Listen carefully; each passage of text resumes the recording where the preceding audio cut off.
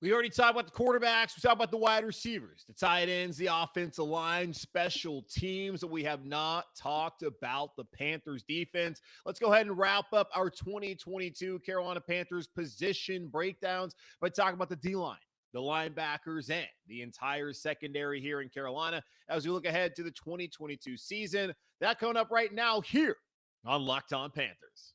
You are Locked On Panthers, your daily Carolina Panthers podcast. Part of the Locked On Podcast Network. Your team every day.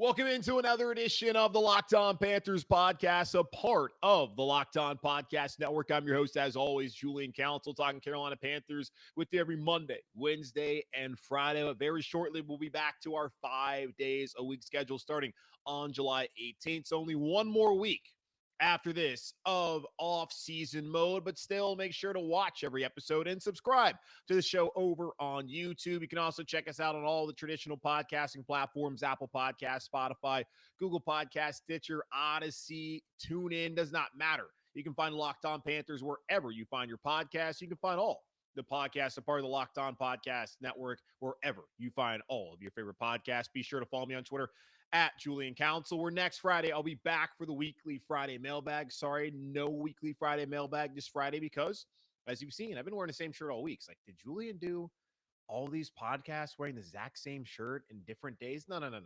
As I told you on Monday, 4th of July, that I recorded this last week on Wednesday. So I went on vacation this week. So all these shows, I wasn't going to just change my shirt for you. But either way, we're going to be back on Friday because I'll be back. Well, next Friday we'll be back with the weekly Friday mailbag because I'll be back answering your mailbag questions like I typically do on Thursday evening and having it ready for you on Friday morning. So again, follow me on Twitter at Julian Council, where you can at me or DM me.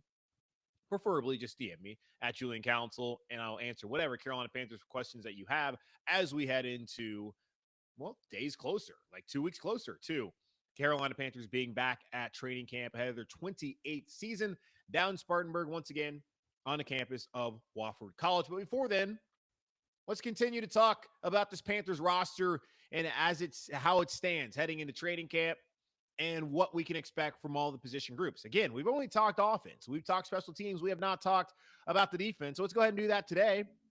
And let's start off with a defensive line, where if you look at it right now, if they're going to have 4 down linemen, this is how I look at the Panthers' defensive line. Defensive end, Brian Burns. Defensive tackle, Mike Ioannidis. Another defensive tackle, Derrick Brown. And then the other defensive end, Yetur Gross-Matos. If we look at their Pro Football Focus ratings, as we've done over the last couple of days, we looked at numbers from Pro Football Focus, from Football Outsiders, from Pro Football Reference to kind of give you guys some insight on how those advanced sites look at the Panthers' performances from last year. Burns last year, this is a one that was surprising to me, had a 60.8 overall grade when it came to Pro Football Focus. Matt Ioannidis, who had a down year with the Washington football team, now called the Commanders, and previously the Redskins, who he's had years where he had 7.5 and 8.5 sacks. He had a down year, ended up getting cut a couple months ago before landing here in Carolina, where he's now playing for Matt Rule again, who he played for back at Temple, and of course playing the same defensive scheme that he played under Phil Snow or played at Temple with Phil Snow. You know what I'm trying to say. Derrick Brown, he's back. Big year for him. Year 3, Panthers got to make a decision on his 5th-year option. He's got to step up.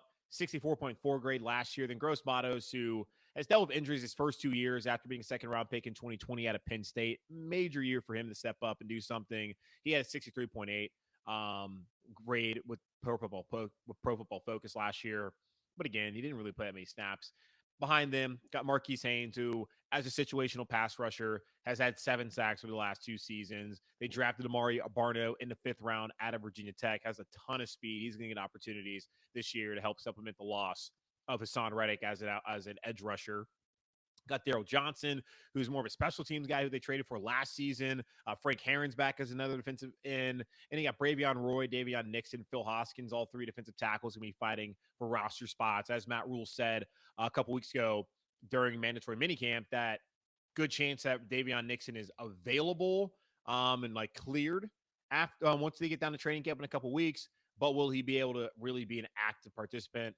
Seems unlikely at this point in time. And then some other guys who will be probably not on the roster, but will be down there in Spartanburg, or Austin Larkin once again, his defensive end, Drew Jordan, Aaron Mosby, and then defensive tackles, Marquand McCall and Jacob Toiti Mariner. Either way, probably not going to be on the roster, but sorry to his family if I got his name wrong, which I definitely did. There's a lot of intrigue for me when it comes to this defensive line unit.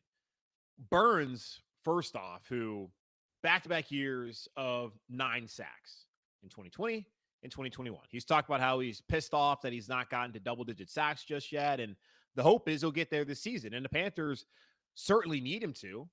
Him and Hassan Reddick had that bet of whoever had the most sacks. The loser would have to buy the other one a golf cart. I would love to get a golf cart update as soon as we get down to training camp, considering that Hassan's gone now.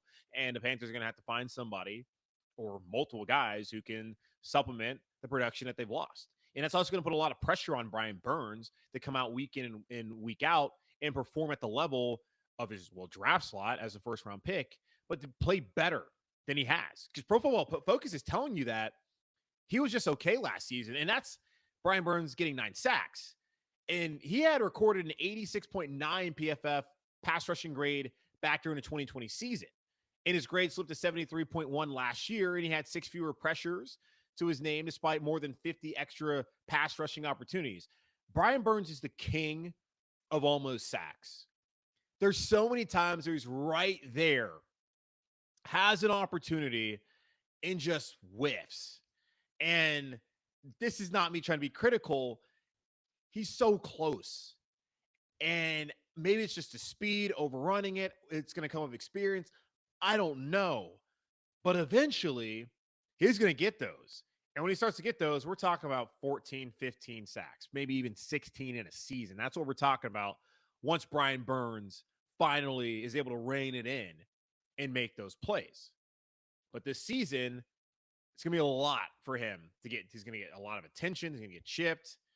Can guys like Gross-Matos, who had that huge game in Buffalo last season, 2.5 sacks, can he step up?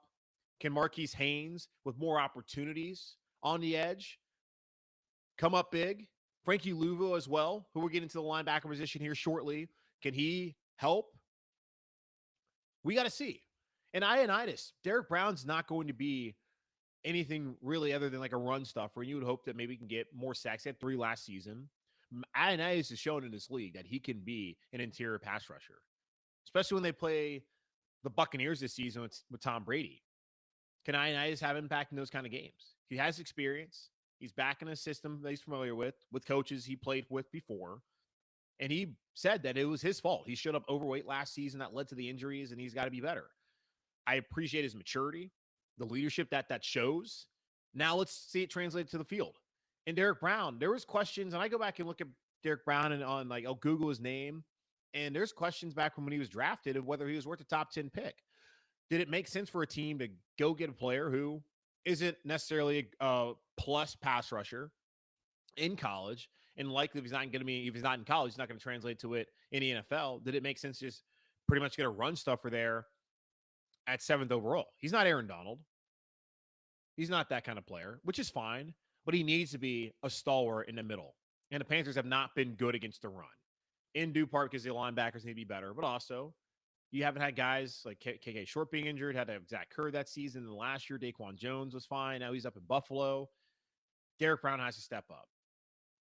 Show that the Panthers didn't make a mistake. It's not like Isaiah Simmons, who I wanted with that pick a couple years ago, has gone and had a great career so far in Arizona.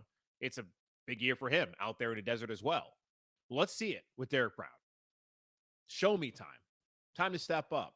So there's 4 guys, as I mentioned, right there in that starting unit that I am very interested to see how their season goes. In particular, Brian Burns, but especially to Gross-Matos and Brown, as those are third-year guys. They got rid of Morgan Fox for Gross-Matos to have the opportunity. Let's see if he can take advantage of it.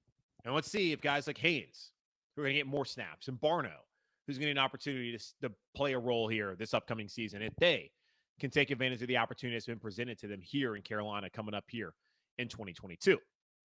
Now, the linebackers have been okay. Shaq Thompson had a really good year last season, but after that, wasn't a ton to love other than Frankie Luvu. Those two guys going to play major roles this upcoming season in Carolina. We'll take a look at the Panthers linebackers heading to the 2022 season here in just a moment on Locked On Panthers. Level with me. We've all been in a situation at some point in our lives when we're a little tight on cash. Maybe you could only afford to put a few gallons of gas in your tank, or you got another save the date and are wondering how you're going to afford a gift. That's where Dave can help. If you're living paycheck to paycheck or struggling to make ends meet, it can be really stressful when unexpected expenses come up. Now, Dave can help you get out of a pinch when you really need it. Hindsight is 2020, and you can't change the past, but what if you could get a little help from your future self? Maybe you'd ask to borrow a little cash. Now you can with Dave. Dave is a banking app that can help you get up to $500 instantly with extra cash. That's more money to fill your tank, buy a wedding gift, or catch up on your bills. You can finally tackle the expenses that have been stressing you out without any hangups. There's no interest and no credit check needed. Millions of people have already downloaded the Dave app to get the financial relief they need and with extra cash. So if you're in a pinch and need some extra help, download Dave and think of it as a helping hand from future you. Download the Dave app from the Apple App Store right now. That's DAVE. Sign up for an extra cash account and get up to $500 instantly. For terms and conditions, go to dave.com/legal. Instant transfer fees apply. Banking provided by Evolve, member FDIC. Future you will thank you. BetOnline.net is your number one source for all your betting needs and sports info. Find all the latest sports developments, league reviews, and news, including everything from this year's MLB season. BetOnline is your continued source for all your sports wagering information, including live betting, esports, and scores. And BetOnline.net remains the best spot for all your sports scores, podcasts, and news this season. BetOnline.net is the fastest and the easiest way to check in on all your favorite sports and events, including MMA, boxing, and golf. Head to the website today or use your mobile device to learn more about the trends and action. Bet online, where the game starts. All right, let's take a look at the Panthers linebackers heading here into 2022. Just look at the room right now. We've got Shaq Thompson, Frankie Luvu, Damien Wilson, the free agent signing who was in Jacksonville last year, Cory Littleton, who was cut from the Raiders after having 2 down years. Previous to then, he was with the Los Angeles Rams. Kamal Martin's back. Brandon Smith, the 4th rounder out of Penn State, former 5-star recruit.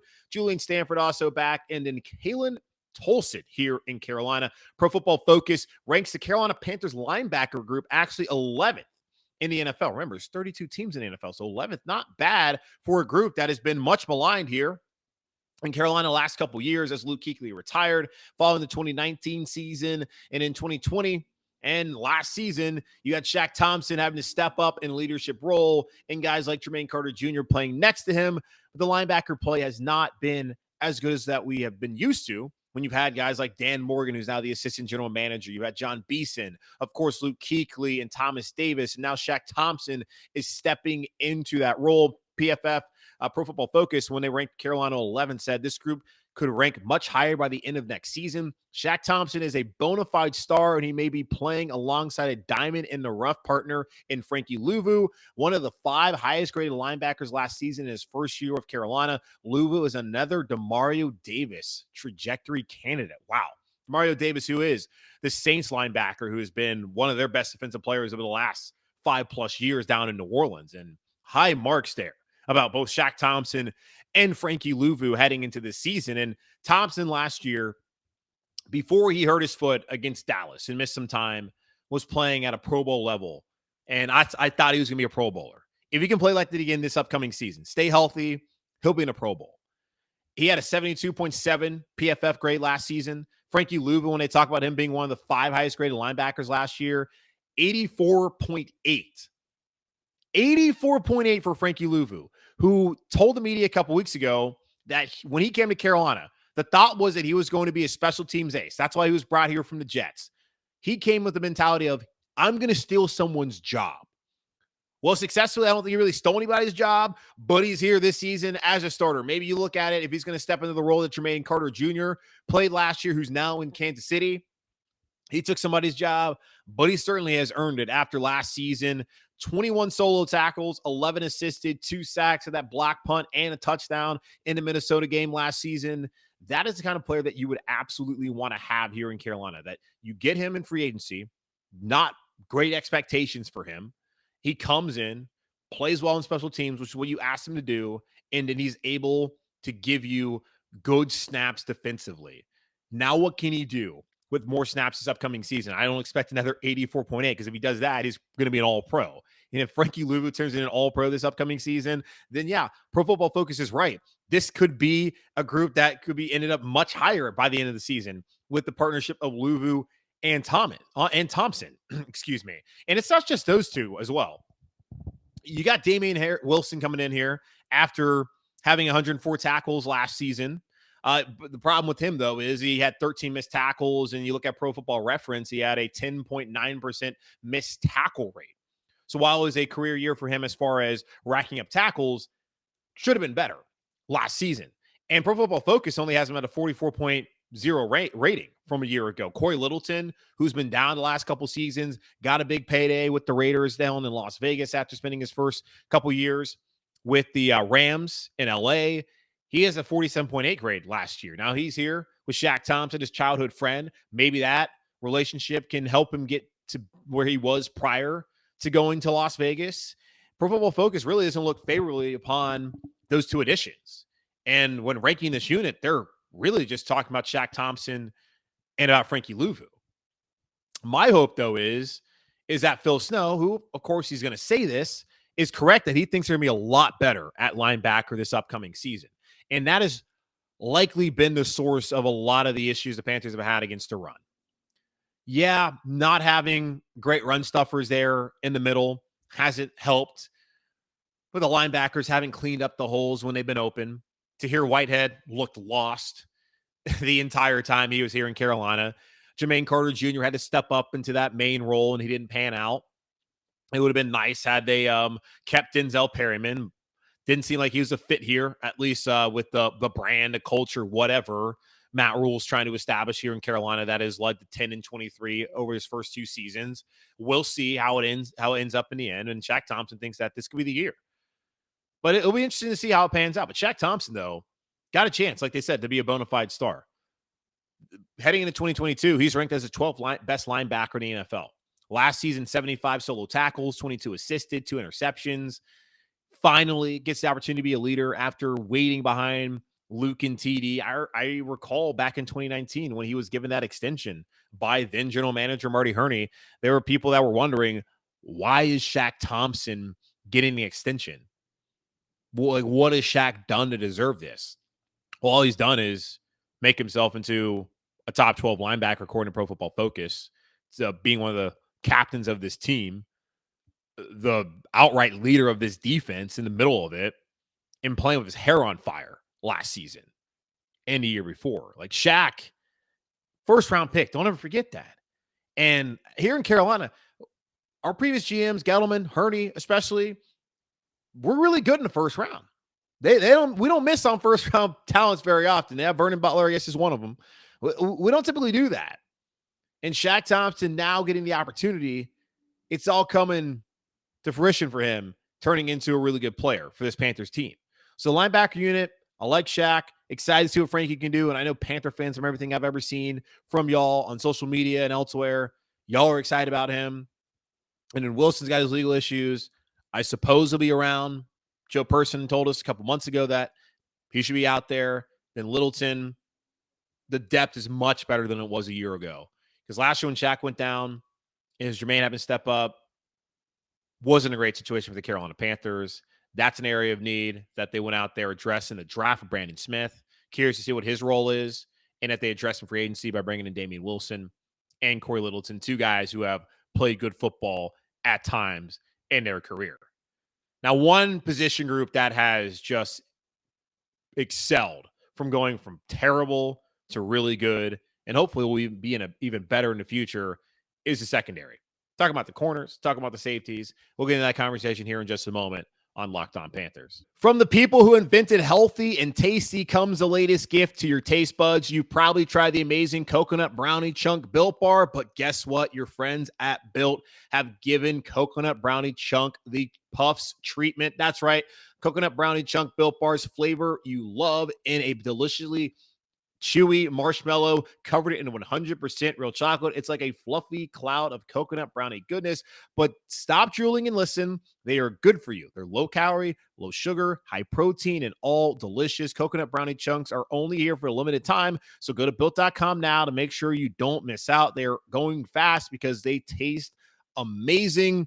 Delicious coconut rich sweet brownie, creamy marshmallow. Stop fantasizing. Get to built.com to order your box of coconut brownie chunk Built bars right now. Go to built.com and use promo code LOCK15 to get 15% off your first order. That's promo code LOCK15 for 15% off at your first order when you go to built.com. We've talked quarterbacks, we've talked running backs, we've talked to wide receivers, tight ends, offensive line, special teams, and earlier on the show we talked defensive line, now linebackers, and well, maybe we save the best for last. Let's talk about the Carolina Panthers secondary unit. You go back to draft night 2021 when the Panthers decided to take J.C. Horn with the 8th overall pick, bypassing Justin Fields. You can still question whether the Panthers made a poor decision there by not taking Fields or Mac Jones and instead staying with Sam Darnold at quarterback and J.C. Horn. Well, the quarterback situation, we know that was the wrong decision as far as Darnold goes. But the player that you got at 8 can be pretty darn good. And we didn't get to see enough of him last season. Well, that evening, Matt Rule said to the media that last season in 2020, we couldn't get off the field. The Panthers had to play a zone scheme last season, the year prior. Now, Rasul Douglas, who was in Carolina in 2020, went on to Green Bay to have a great year. And now he's there in Green Bay still. But he did say that when he got to Carolina, that was the first time he really got coached in his career. Maybe it was the first time he was allowed people to coach him, but still, he played well at times, but wasn't great. But last year, Phil Snow finally got to play the system that he wants to play, being more aggressive, the man defense. And you saw the philosophical kind of outline that was there in Seattle with the Legion of Boom. That's now here in Carolina with Scott Fitterer coming and getting the certain players that fit that mold of a Richard Sherman type of corner.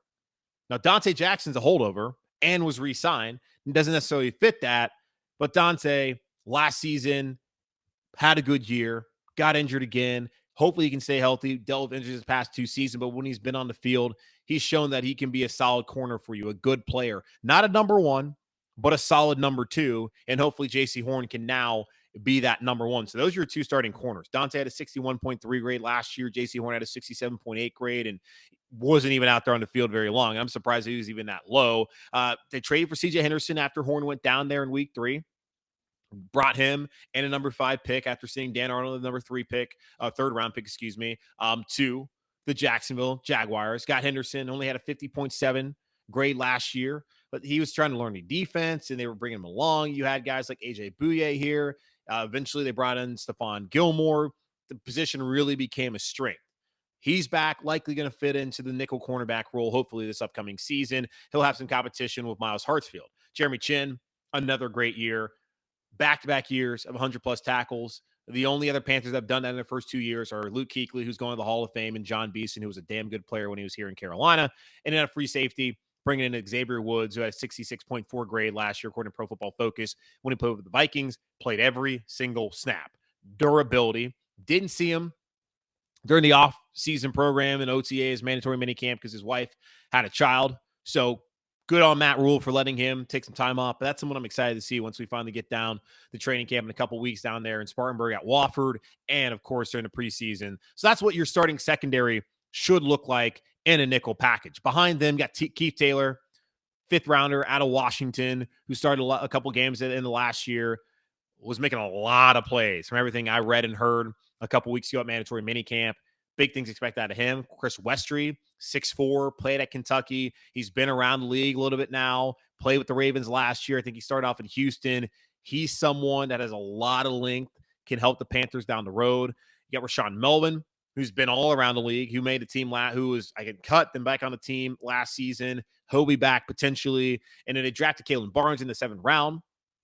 Out of Baylor, he'll likely be trying to make this team as a special teams ace, as he's a blazing track speed. He'll be competing with someone like Stan Thomas Oliver. Madre Harper's also back trying to make this roster. The Miles Hartsfield, as I mentioned, he and CJ Henderson will be battling for that nickel corner spot. Hartsfield's been there really the last 2 seasons, the former UDFA out of Ole Miss. And in his secondary at safety, Got Justin Burris, who started the last 2 seasons. He's now back in Carolina. You have a capable free safety back there in case Xavier Woods goes down. And Sean Chandler, he's back again, stepped up at times when he was needed last season. Sam Franklin Jr. is back as well. And so is Kenny Robinson, the 5th-round pick, formerly of West Virginia, and then the XFL back in 2020. So a lot of experience, if you look at it from the last 2 seasons in this secondary for the Carolina Panthers. And Pro Football Focus has them listed in tier 3 as an ascending unit, saying trying to rank this Panther secondary prior to the 2022 season is somewhat of a fool's errand. You won't find any other units in the league that feature 2 cornerbacks drafted in the top 10 within the past 3 years. J.C. Horn is likely the guy who could push this unit up from tier 3 to tier 2 if he comes back healthy from a broken foot. In 3 starts last year, he allowed only 1 catch on 5 targets for 8 yards. That's good. That's good. And that's why people are excited about him. The dude is, of course, the pedigree of Joe Horn, his dad, former Saint, playing in the National Football League, solid player at South Carolina. Of course, first defensive player taken off the board there in 2021. Right ahead of Patrick Surtain, who went to the Denver Broncos there at 9th overall. He played at Alabama. Saw a ton of great talent in the SEC. Held his own.